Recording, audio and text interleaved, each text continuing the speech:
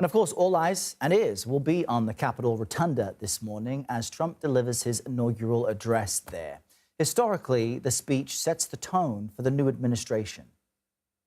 The torch has been passed to a new generation of Americans. After a period of confrontation, we are entering an era of negotiation.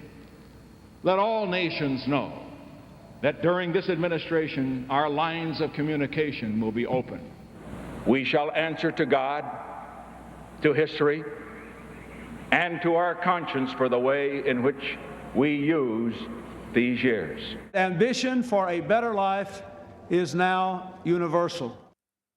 Let's bring in Lindsay Chervinsky now to speak about the history of Inauguration Day. She is the executive director of the George Washington Presidential Library. I always think it's cool when we can look back through some of those historic inaugurations from JFK to Nixon to Clinton.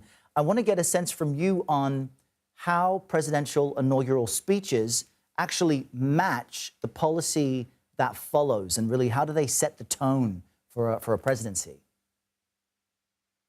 Well, thank you so much for having me. They're often the best case scenario. So they are a lot of the promises and the highest ambitions and ideals for what a president would like to accomplish.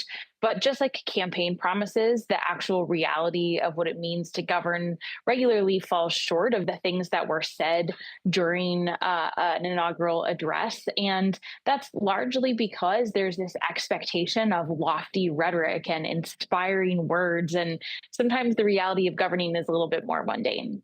And we know that there's policy, but there's also imagery as far as the president, their family, and the dynamic that kind of perpetuates. I'm curious what role first ladies play in the inaugurations of past, because with Barack Obama, we saw Michelle Obama really take almost center stage with as far as how visible she was. But Trump, post-presidency, didn't have First Lady Melania Trump with him on the campaign trail. So what role do first ladies play?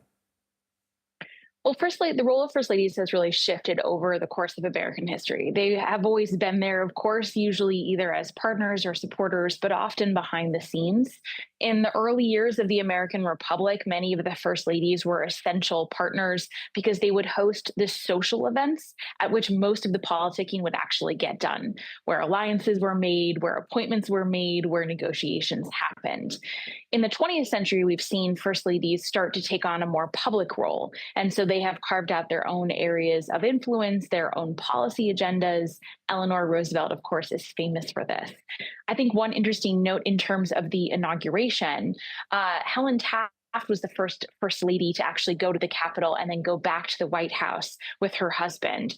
And Lady Bird Johnson was the first lady to hold the Bible and actually be a part of the swearing-in ceremony. It's fascinating. You know, we just laid to rest President Jimmy Carter, who had been criticized as having an inconsequential presidency until later in life when people said that the way he lived his life was really the lesson.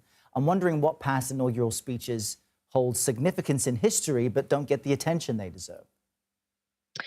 Well, I think there are two. The first is Thomas Jefferson's first inaugural, and that was really important because he was the first president to say, we are all Republicans, we are all Federalists. And we now expect that type of unifying rhetoric, but at the time, it was a revolutionary thing to do. And then I think the other one I want to draw attention to is James Buchanan's inaugural address. He hinted that a Supreme Court decision about the Dred Scott decision would be coming down the pike. And when indeed it did come out a couple of days later, there was a sense that he had already had that information, and it felt really improper and inflamed sectional tensions in a way that accelerated the role or the oncoming role of the Civil War. Incredible details there. Lindsay Chervinsky, thank you so much. Thank you.